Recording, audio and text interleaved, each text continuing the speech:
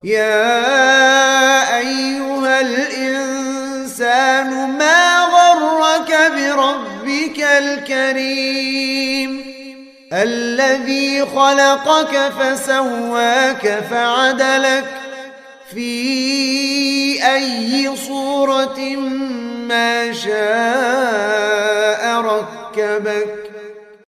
Allah berfirman, "Walau basatallahu rizqa li ibadihi labaghaw fil ard, walakin yunazzilu biqadari ma yasha." Seandainya Allah bentangkan rizki kepada hamba-hambanya, Allah kasih banyak-banyaknya, labaghaw fil ard, maka mereka akan melampaui batas. Manusia tidak kuat jika dikasih kaya. Allah berfirman, "Kalla innal insana la yatgha ar-ra'ahu istaghna." Sungguh manusia itu benar-benar akan melampaui batas tatkala dia merasa dirinya sudah kaya. Orang kalau sudah kaya, sombong dan angkuh, kita tidak bisa mengontrol diri kita. Bayangkan kalau antum dulunya naik sepeda, sepedanya butut, ya, antum insyaallah tawadhu ya. Terpaksa tawadhu ya. Tapi kalau antum naik mobil misalnya harganya 5 miliar, susah tawadhu, susah. Apalagi antum naik mobil sambil kacanya dibuka, waduh susah untuk apa? Tawadhu. Manusia berat, manusia tidak bisa mengontrol hatinya. Dia bilang saya kaya tapi saya tawadhu, susah. Maka dia mentang-mentang, maka dia melampaui batas, itu sifat manusia. Allah mengatakan, kalau Allah bentangkan rezeki kepada mereka, labaghaw fil ard, maka mereka akan melampaui batas. Walaki yunazzilu biqadarin ma yasha. Tapi Allah turunkan dengan kadar yang Allah kehendaki. Kita serah Allah Subhanahu wa taala. Wa in min syai'in illa indana khazainuh wa ma nunazziluhu illa biqadarin ma'lum. Sungguhnya setiap perkara kami punya asetnya, apapun Allah punya. Mau emas, mau perak, mau harta, apapun Allah punya. Wa ma nunazziluhu illa biqadarin ma'lum. Namun kami tidak turunkan kecuali dengan kadar yang Allah kehendaki. Jadi di antara hikmah pertama, Allah tidak jadikan semua orang kaya karena kekayaan menjadikan orang bisa melampaui batas. Ini kenyataan yang terjadi. Ada orang miskin tiba-tiba kaya, sombong angkuh pamer. Disebut istilahnya OKB, orang kaya baru. Ada enggak di sini OKB? Orang kaya baru punya sedikit-sedikit sudah bikin status terus. Baru kaya ya. Orang biasanya kalau udah lama kaya tidak begitu. Ini baru udik-udik, baru pamer-pamer norak, itu biasanya OKB. Orang kaya apa? Baru. Tidak bisa mengontrol dirinya. Hikmah yang kedua yang diantaranya Allah isyaratkan bahwasanya dunia ini adalah dunia tempat ujian. Dan Allah Subhanahu wa taala menjalankan roda kehidupan dengan sistem yang ada, itu ada yang kaya dan yang miskin. Kalau semua kaya enggak akan jalan kehidupan di atas muka bumi ini. Kalau semuanya miskin juga tidak akan berjalan. Siapa yang memerintah, siapa diperintah. Makanya ada yang ditakdirkan sebagai si kaya dan ada yang ditakdirkan sebagai si miskin. Kata Allah Subhanahu wa taala, "Hum yaqsimuna rahmata rabbik. Nahnu qasamna bainahum ma'isyatahum fil hayatid dunya wa rafa'na ba'dahum fawqa ba'dhin darajat liyattakhidha ba'dhum ba'dhan sukhriya." Kata Allah Subhanahu wa taala, kami yang mengatur di antara mereka kehidupan mereka, rezeki mereka. Dan kami jadikan sebagian mereka lebih tinggi daripada sebagian yang lain dalam urusan rezeki. Buat apa? Liyattakhidha ba'dhum ba'dhan sukhriya. Agar sebagian yang lain, sebagian bisa menggunakan sebagian yang lain. Ada yang memerintah, ada yang diperintah. Masing-masing ada ujiannya. Ya. Ada yang kaya dengan ujiannya, yang miskin juga dengan ujiannya. Sehingga kalau orang bertanya, kenapa kita tidak semua kaya? Enggak, karena dunia ini ujian. Nanti kalau mau kaya semuanya di surga. Semua kaya, Allah ciptakan pelayan-pelayan, Allah apapun diminta akan dikabulkan, itu di alam lain. Sementara di dunia ini, Allah ciptakan untuk apa? Ibtila, untuk menguji kita. Untuk menguji kita. Makanya Nabi mengatakan,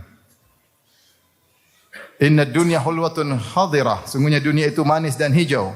Wa inna Allah mustakhlifukum fiha fayanzura kaifa ta'malun. Dan Allah menjadikan kalian berkuasa di atas muka bumi untuk melihat bagaimana kalian beramal. Itu untuk diuji. Untuk diuji. Baik. Ini konsep yang keberapa? Yang kedua.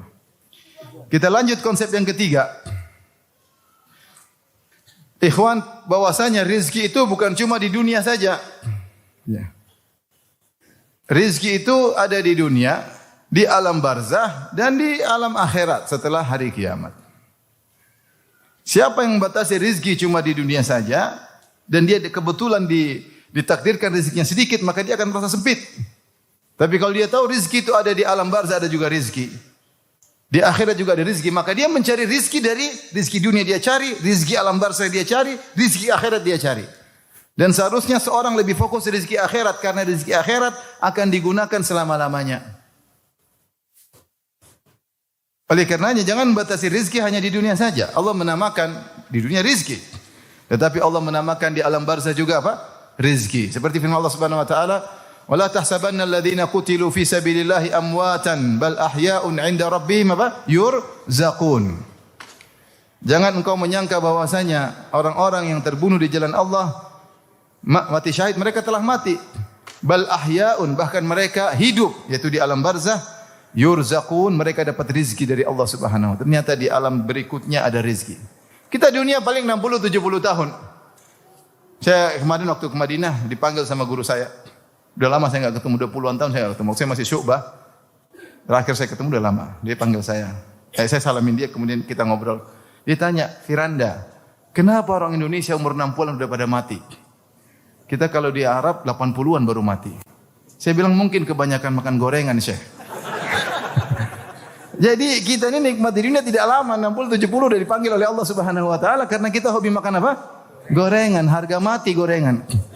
Repot. Jadi kita harus sadar bahwasanya rezeki yang akan kita nikmati ini tidak lama, tidak lama. 60-70 tahun. Jarang yang lewat 70 tahun. Tidak lama. Makanya semua kenikmatan dunia Allah namakan mata. Ya, dunia kulluha mata. Dunia seluruhnya adalah mata. Mataun qalil. Mata itu apa? Suatu kesenangan yang expired, yang akan habis. Maka disebut mata, dipergunakan kemudian selesai. Ada enggak di dunia yang dipergunakan tidak selesai? Semua selesai. Mobil dipakai selesai, perabotan dipakai selesai, rumah dipakai rusak. Kalau enggak kita yang rusak dulu sebelum rumah yang rusak. Dan Rasulullah berkata, "Ad-dunya kulluha mata' wa khairul mata'id dunya al-mar'atu salihah." Dunia semuanya adalah mata, yaitu kesenangan yang akan selesai. Dan sebaik-baik kesenangan dunia adalah istri yang soleha. Istri soleha juga akan expire atau tidak? Expire atau tidak? Expire di akhir. Entah ente expire di luar atau istri yang expire di luar. Selesai. Hidup cuma kesenangan dunia cuma sementara. Maka silakan kita mencari rizki di dunia, tapi jangan lupa rizki untuk alam berikutnya. Alam berikutnya alam barzah mungkin lama sekali. Seorang meninggal dunia, kemudian dia menanti hari kiamat. Bisa jadi sudah banyak nenek moyang kita sudah ribuan tahun di alam barzah. Sampai sekarang masih dalam alam barzah. Tunggu hari kiamat ditegakkan. Apa bandingannya antara alam dunia dan alam barzah? Jauh sekali. Jauh sekali. Oleh karenanya cari rizki di alam barzah. Yang lebih lagi cari rizki di alam akhirat. Allah sebutkan rizki. Seperti firman Allah Subhanahu wa taala, "Kullama ruziqu minha min thamaratir rizqan qalu hadzal ladzi ruziqna min qabl wa utubihi mutasyabiha." Dalam ayat ini Allah sebutkan rizki surga dengan rizki dunia. Setiap kali penghuni surga diberikan rizki oleh Allah Subhanahu wa taala berupa buah-buahan dan yang lainnya, mereka mengatakan hadzal ladzi ruziqna min qabl. Ini seperti rizki yang kami diberikan sebelumnya. Wa utubihi mutasyabiha, mereka diberikan yang mirip-mirip. Diberikan yang mirip-mirip tapi beda hakikat. Jadi Allah namakan nikmat surga dengan apa? Rizki. Allah namakan nikmat dunia dengan apa? Rizki. Taib. Oleh karenanya, ya, ketika istri-istri Nabi, ya, radhiyallahu taala anhunna, ya, mereka waktu itu minta tambahan dalam tanda kutip uang dapur, ya. Sebagian ulama mengatakan karena ketika itu Rasulullah SAW banyak berjihad sehingga para sahabat mendapatkan ghanimah lantas mereka berikan kepada rezeki-rezeki mereka. Istri-istri Nabi lihat pengin juga dapat tambahan uang dapur. Maka waktu itu Rasulullah SAW marah, Rasulullah SAW meninggalkan mereka. Rasulullah tidak gabung sama mereka selama sebulan. Dia tinggal di Masyrubah, itu kamar kecil. Rasulullah tinggalkan dia. Sampai sahabat banyak yang menangis. Kenapa Rasulullah? Istrinya 9, rumahnya 9, tidur di kamar sendirian. Sedih atau tidak? Sedih. Ya, para sahabat cinta sama Nabi SAW. Rasulullah tidak datangi mereka selama sebulan. Kenapa? Karena mereka minta tambahan Ya mereka wanita bisa punya kesalahan. Dan dengan demikian Allah tegur mereka agar mereka menjadi lebih baik. Karena yang bisa hidup sama Nabi hanyalah orang-orang zuhud. Maka turunlah ayat dalam surat Al-Ahzab, ayat itu takhir. Ayat pilihan. Yaitu mau hidup mewah-mewah tapi cerai atau menghidup dengan saya dengan zuhud. Allah turunkan, ya ayuhan nabi, qul li azwajika in kuntunna turidul hayatad dunya wa zinataha fata'alaina umatti'kunna wa usarrihkunna sarahan jamila. Wahai nabi, katakanlah kepada istri-istrimu. 9 istrinya ditanyain. Ditanya satu-satu. Kalau kalian ingin kehidupan dunia dan perhiasannya, fata'alaina, kemarilah. Umatti'kunna, aku akan berikan kepada kalian kesenangan, silakan. Rasulullah mau kasih harta bisa. Rasulullah kalau dapat ghanimah banyak sekali. Rasulullah mau kasih harta bisa. Tapi apa setelah itu? Wa usarrihkunna sarahan jamila. Setelah itu cerai baik-baik. Harta tapi cerai. Enggak bisa hidup sama Nabi dengan hidup mewah-mewah. Wa in kuntunna turidinallaha wa rasulahu wad-daral akhirah fa innallaha 'adda lil muhsinati minkunna ajran 'azima. Tapi kalau kalian ingin Allah dan Rasulnya dan hari akhirat, maka Allah akan siapkan ganjaran yang besar. Di mana? Di surga. Setelah itu beberapa ayat kemudian Allah berfirman, ya nisa'an nabi, may yaqnut minkunna lillahi wa rasulihi wa ta'mal salihan nu'tiha laha ajraha marratain wa nu'tiha ajraha marratain wa atadna laha rizqan karima. Wahai istri Nabi, siapa di antara kalian yang kunut, yaitu taat beribadah, sabar dalam beribadah, lillahi, karena Allah dan Rasulnya, wa ta'mal salihan, dan beramal saleh, maka kami akan berikan ganjaran 2 kali lipat, wa a'tadna laha rizqan karima. Maka kami akan berikan, siapkan baginya rizki yang mulia. Itu rizki dunia sedikit, nanti ada rizki yang mulia. Maka akhirnya seluruh istri Nabi memilih hidup zuhud bersama Nabi SAW. Setelah itu Allah muliakan mereka, Allah melarang Nabi untuk menikah lagi. Dan untuk menggantikan mereka dengan wanita yang lain. Jadi ingat ikhwan, rizki itu ada, bukan cuma dunia saja. Karenanya bisa jadi ada seorang di dunia dapat rizki banyak, di akhirat tidak ada jatah. Bisa jadi. Seperti orang kafir. Dan ada orang-orang di dunia rizkinya sedikit, tetapi di akhirat banyak sekali. Maka jangan pikir rizki dunia saja. Allah berfirman, "Idza waqa'atil waqi'ah laisa liwaqa'atiha kadhibah, khafidhatur rafi'ah, idza rujjatil ardu rajja, idza rujjatil ardu rajja." Kata Allah Subhanahu wa taala, jika telah tegak hari kiamat dan tidak ada yang bisa menolak akan datangnya hari kiamat, khafidhatur rafi'ah, bahwasanya hari kiamat itu merendahkan dan meninggikan. Apa maksudnya merendahkan? Sebagian ahli tafsir mengatakan merendahkan manusia yang disangka hebat ketika di dunia, di akhirat Allah rendahkan. Rafi'ah, hari kiamat meninggikan. Ada orang-orang dirasa rendah, hina, miskin di dunia, ternyata di akhirat dimuliakan. Jadi ada orang di dunia mungkin kelihatan kaya raya, kenikmatan luar biasa, ternyata di akhirat tidak punya apa-apa. Oleh karenanya kalau qadarullah antum miskin, boleh sedih tapi jangan terlalu bersedih. Bisa jadi jatah di akhirat apa? Banyak. Oleh karenanya ketika Umar bin Khattab radhiyallahu anhu datang ke Masyrubah dalam Sahih Bukhari tadi ketika Rasulullah meninggalkan istri-istrinya. Masyrubah kamar kecil, tidak ada apa-apa. Hanya melihat sebagian, tidak ada apa-apa di kamar. Kalau nggak salah cuma ada kulit-kulit yang kulit-kulit samak. Ya Rasulullah tidak punya apa-apa. Maka Umar berkata, ya Rasulullah, mereka Romawi, Kaisar, Kisra, mereka diberikan dunia. Ya, sementara kita begini, tidakkah berdoa untuk umatmu? Maka Rasulullah marah, kata Rasulullah sallam, afi syakkin anta ya ibn al-Khattab, kau ragu wahai ibn Umar, haula'i qaumun ujilat lahum thayyibatuhum fil hayatid dunya, mereka adalah kaum yang kesenangan dunia disegerakan, kesenangan mereka di akhirat disegerakan di dunia, di akhirat mereka tidak dapat apa-apa. Allah berkata kepada mereka pada hari kiamat kala, adhabtum thayyibatikum fil hayatid dunya wastamta'tum biha. Kalian telah menghilangkan kesenangan akhirat kalian di dunia, sudah kalian ambil semuanya jatah. Oleh karena di antara fikih sebagian sahabat, ini fikihnya Umar dan fikihnya Abdurrahman bin Auf radhiyallahu anhuma, jika seorang terlalu bersenang-senang di dunia, maka jatahnya di akhirat dikurangi. Dalam riwayat ketika Umar bertemu dengan Jabir bin Abdullah dan dia bawa apa namanya laham yaitu daging, maka Umar tegur, "Afa kullama ishtahita syai'an ishtaraitahu?" Apa setiap kau ingin sesuatu kau beli? Tidakkah kau mendengar firman Allah Subhanahu wa taala, "Adhabtum thayyibatikum"?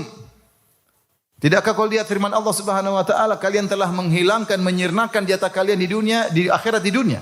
Kalian telah menyegerakan jatah kalian akhirat untuk bersenang-senang di dunia. Sehingga sebagian sahabat memandang terlalu bersenang-senang di dunia mengurangi jatah di mana? Di akhirat. Dan ini juga pendapat Abdurrahman bin Auf. Abdurrahman bin Auf radhiyallahu anhu ketika dia berpuasa, kemudian dia berbuka, dihidangkan makanan. Tiba-tiba dia ingat Mus'ab, dia mengatakan Mus'ab bin Umair meninggal dunia dalam kondisi mati syahid.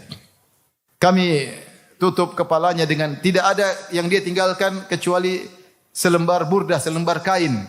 Hartanya tidak ada sama sekali kecuali selembar kain. Itu pun kalau buat nutup kepalanya, kakinya kelihatan. Kalau untuk kedua kakinya, kepalanya kelihatan. Untuk kain kafan aja enggak cukup hartanya. Kata Abdurrahman bin Auf, "Huwa khairun minni." Dia lebih baik daripada aku, kata Abdurrahman bin Auf. Itu dengan penuh tawadhu. Kemudian kata beliau, "Tsumma futiha lana" ya, atau busita lana minad dunya ma busit. Kemudian dibukakan bagi kami dunia sebagaimana telah dibukakan. Wa inna nakhafu, dan sungguhnya aku khawatir ini adalah kenikmatan surga yang disegerakan. Masa ikhwan, seorang ya ketika jadi orang miskin bertakwa, jadi orang kaya bertakwa, tetapi rizki itu ada 3, bukan rizki dunia saja. Ada rizki di alam barzakh, ada rizki di akhirat. Kalau kita tidak bisa menyaingi orang rizki di dunia, saingi dia untuk rizki di akhirat. Bisa jadi orang yang Anda lihat sekarang depan Anda adalah seorang yang miskin, bisa jadi di akhirat dia kaya raya. Bisa jadi Anda lihat seorang kaya raya di dunia, di akhirat dia enggak punya apa-apa. Saya sering sampaikan contoh, saya punya pembantu. Dulu saya punya pembantu. Dia setiap gajinya 100% dia kasih ibunya. Setiap gajian dia kirim ke ibunya. Itu harta dia 100% dia berikan kepada ibunya. Ini orang seperti ini, kira-kira rezekinya banyak enggak di akhirat? Akan ganjaran yang banyak, dia berbakti. Kita mungkin meremehkan, tapi ternyata dia luar biasa.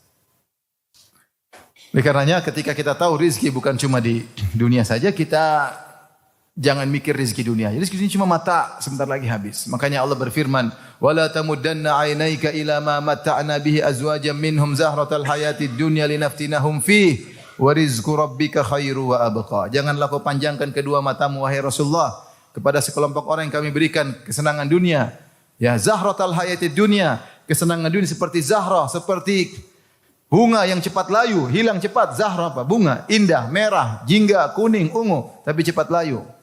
Buat apa? Linaftinahum fi, kami menguji mereka dengan dunia tersebut. Kemudian kata Allah, wa rizqu rabbika khairu wa abqa, dan rizki Rabbmu yaitu di surga lebih baik dan lebih apa? Kekal. Jadi jangan pikir rizki cuma di sini saja. Seorang bertakwa, salat, ibadah, mencari rizki di alam barzakh dan rizki di akhirat.